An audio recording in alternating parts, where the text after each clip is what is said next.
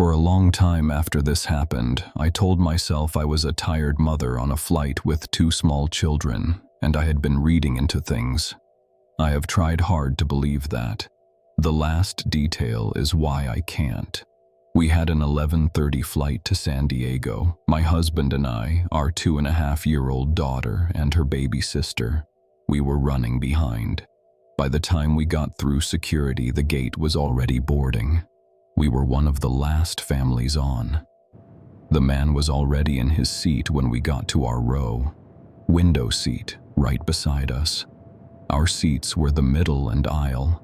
He was somewhere around 50. Dark jacket, nothing stood out. He looked up when we started loading the overhead and settling the kids, and I did what every parent does. Quick scan for the look of irritation, the tight smile that means someone has decided to be difficult about the toddler. He wasn't irritated. He was watching my older daughter specifically, not a glance. Watching. I told myself he was probably a grandfather type. I got the girls settled and we took off. She fell asleep against me just before cruising altitude. That's when I became aware of him again. He hadn't spoken or moved much, but in the way you sometimes just know you are being observed, I knew. I looked over. He was looking at my daughter, at the specific shape of her asleep against my arm. I shifted her so more of her body faced away from him. He looked up, smiled, said she was beautiful. I said thank you and looked forward. Then my daughter woke up sick. My husband took her to the back of the plane to clean her up, which left me in that row with the baby, the mess, and the man. He passed me napkins before I could reach for them, asked if I needed anything. Normal seatmate behavior during a crisis. I thanked him, focused on the baby, tried to manage. Then he asked if he could hold my older daughter. She had come back from the bathroom and was in my lap, still shaky, wrapped in an airline blanket. He said it would free up my hands. Perfectly reasonable framing. I told him I was okay. He nodded. 3 minutes passed. He asked again. This time his arms were out slightly, already positioned. He said I clearly had my hands full and she could sit with him for just a few minutes. I almost said yes. My arms shifted toward him for 1 second. Then something stopped me. I pulled her back and told him no. He looked at her for a moment.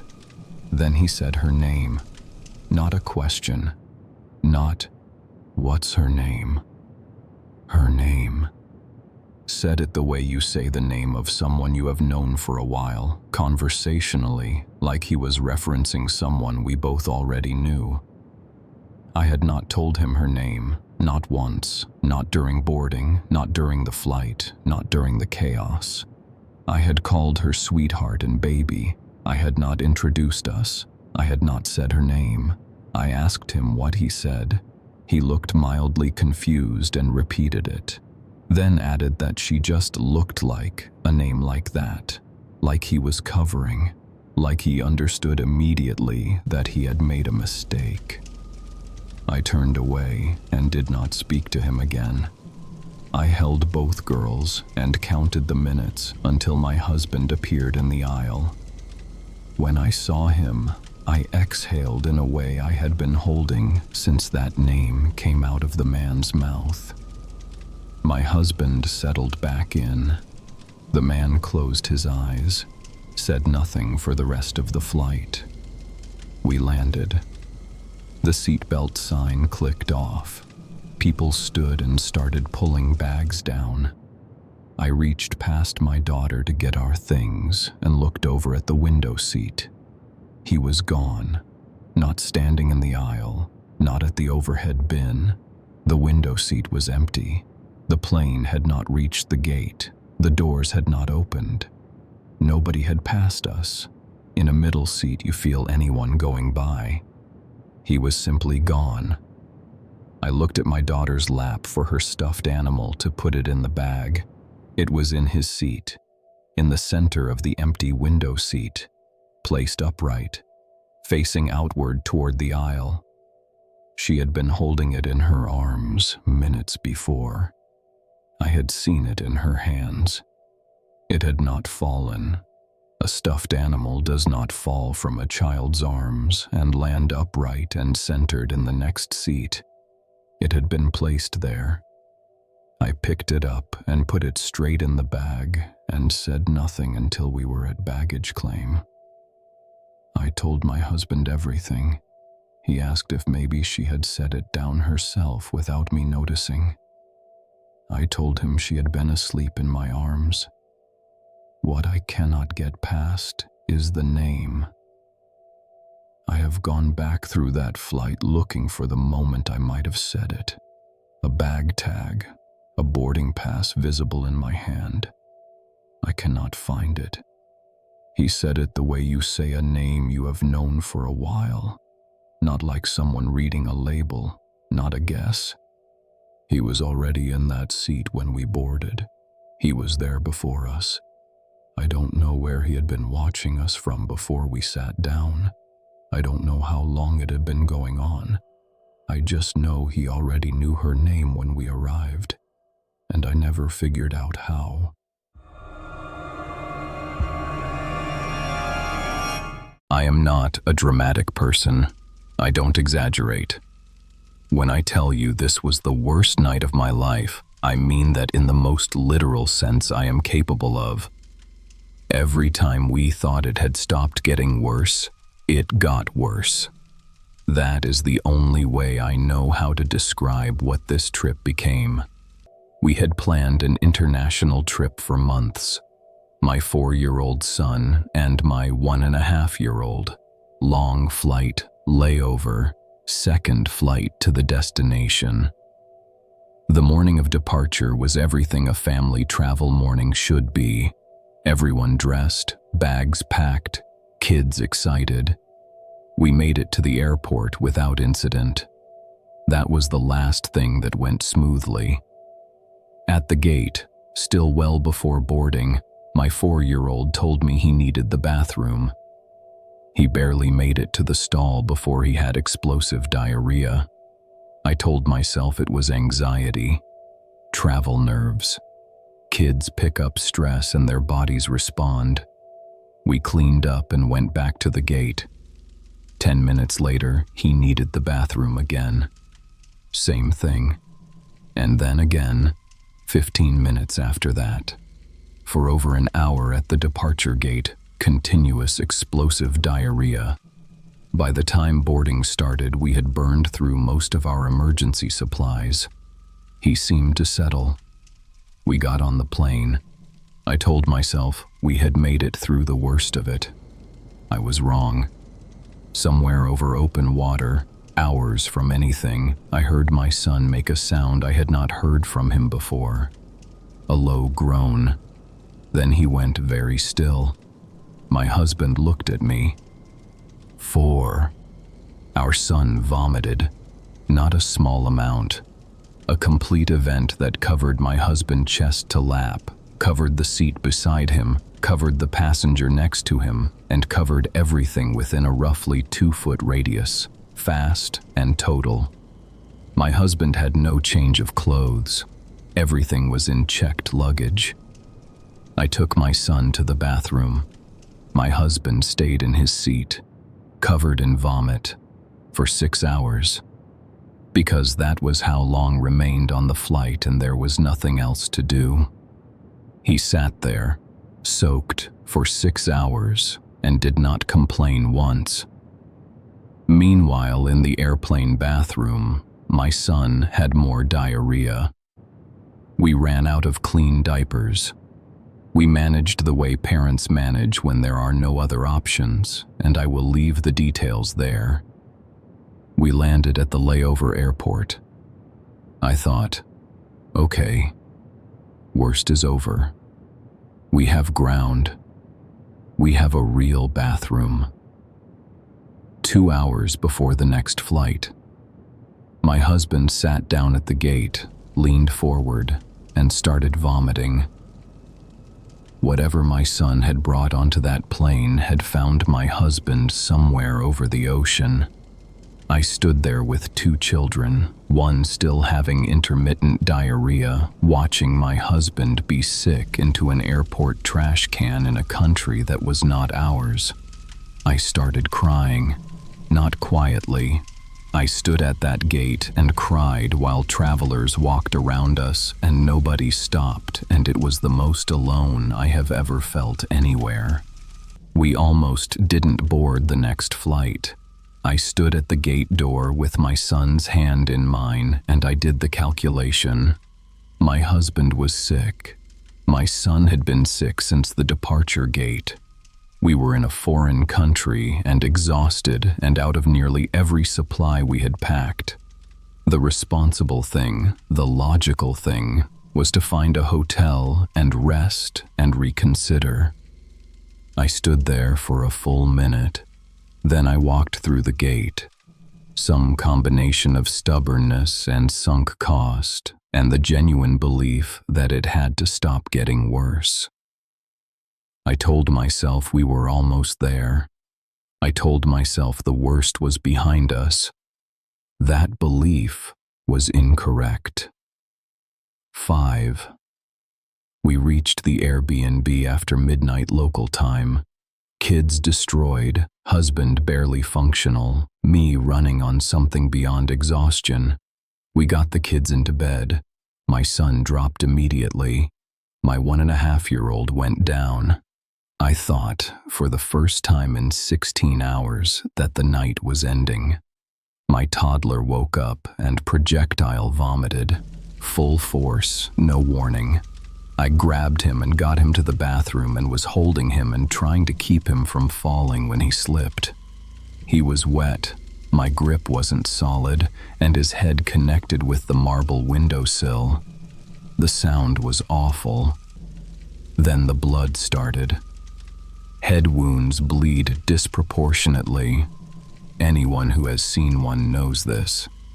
But when you are in a foreign country after midnight with a 1.5-year-old bleeding from the head while still vomiting, proportionality is not something your brain can access.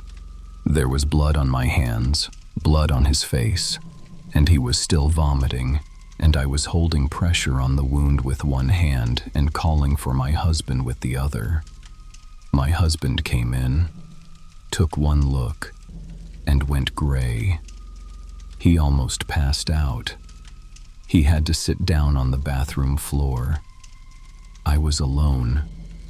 Foreign country, strange Airbnb. After midnight. Toddler bleeding from the head while still vomiting.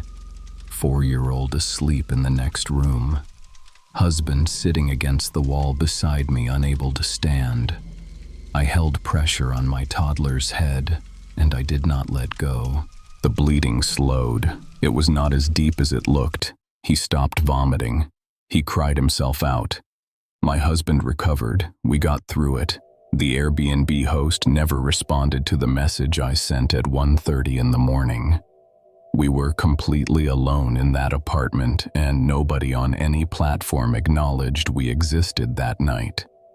Everyone recovered. The kids were fine. The gash healed without stitches. Parts of the actual trip were even good. But I still don't know what my 4-year-old actually had. The illness that started everything at that departure gate.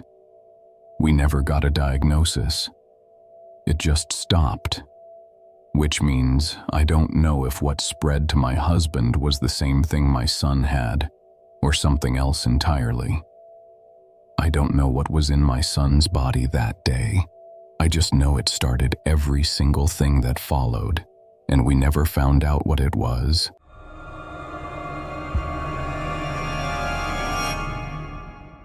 I want to tell this carefully because there is a detail at the end that reframes everything that came before it. When I found it, when I understood what it meant, this stopped being a bad vacation story. It became something I am still genuinely angry about. We had rented a mountain cabin-style Airbnb for a long weekend. My husband and I, our 3 kids, and our 2 dogs. The listing was good. Strong reviews, plenty of photos, owner with a nearly perfect response rate, and 5 stars across dozens of stays. We arrived in the early evening. The house was exactly what the photos showed. Comfortable, spacious, mountain air, the kind of place that makes you exhale when you walk through the door. Except my dog would not settle. She is not an anxious animal. She travels well, adapts fast, sleeps anywhere. But from the moment we arrived, she was on high alert. Ears up, nose working, moving room to room and coming back. I called her to lie down repeatedly. She would come, stay a moment, then get up and start again. I told myself it was a new environment, new smells. She would relax once she got used to it. She did not relax, all evening, not once. Around 9, my husband asked if she was okay. I said she was adjusting. Around 10, I stopped being able to convince myself of that. A dog who travels well and sleeps anywhere does not pace for 4 hours in a new space without a reason. She had a reason. She had known the reason from the moment we walked in. I just wasn't listening to her. Then I saw the shadow, movement along the baseboard, low and fast. My brain registered it before I processed what I was seeing. Then it ran across the open floor of the hallway, and my dog erupted. A rat, large, moving fast toward the bedroom end of the hall. My husband was up. My daughter, who had been drifting off, started crying. My dog tore down the hallway, barking with an intensity I had never heard from her. I followed her to the dresser in the main bedroom, where she had stopped and was barking non-stop at the space behind it. I moved the dresser. There was a nest. A full nest. Baby rats, pink, still blind, clustered together in the corner.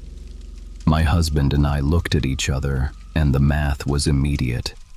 We were not staying. It was past midnight by the time everything was packed. 3 kids, 2 pulled from bed and unhappy about it. 2 dogs. Everything repacked in the dark while my daughter cried and the toddlers clung to us half asleep. My husband called every motel within reasonable distance, all fully booked, every single one. Holiday weekend. So we drove home. 3 to 4 hours, middle of the night, kids crying, toddlers refusing to go back to sleep no matter what we tried. I sat in the passenger seat and watched highway signs go by and felt the specific exhaustion of someone whose plans have completely collapsed. We got home around 4 in the morning, got everyone into their own beds, fell asleep. And the next day, I started thinking about the rat traps. Because there had been rat traps in that house, I had noticed them when we arrived and registered them the way you register things you don't immediately understand, filed away without processing. I had seen one near the kitchen and assumed it was a precaution. Mountain property, wildlife nearby, standard stuff. I called my husband in and described what I remembered. He went quiet for a moment. Then he told me what he had found when we were packing in the dark. There were rat traps under the beds, not near the beds. Under them, flat against the floor, pushed toward the wall. He had nearly tripped over 1 pulling bags from under the kid's bed. There was one under the bed in our room, and one behind the dresser in the main bedroom. The same dresser I had moved to find the nest. Rat traps, already placed. Under the beds the children had slept in. before we arrived. The owner had set those traps before our booking, which means the owner knew there was an active infestation in that property before we checked in, knew it, placed traps for it, and rented it to a family with 3 children anyway. Did not disclose it, did not cancel the booking, did not send a single message warning us, took our money, sent us the door code, and let us walk in. We filed a complaint with the platform. We left a detailed review. We received a partial refund after several days of back and forth.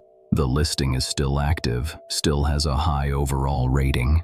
Because the reviews before ours said nothing, which means either nobody else found the nest or the traps, or nobody else connected what they found to a deliberate decision the owner had made. Either way, the listing stayed up and the rating stayed high, and whoever books it next will see the same 5 stars we saw. That's the part I keep coming back to.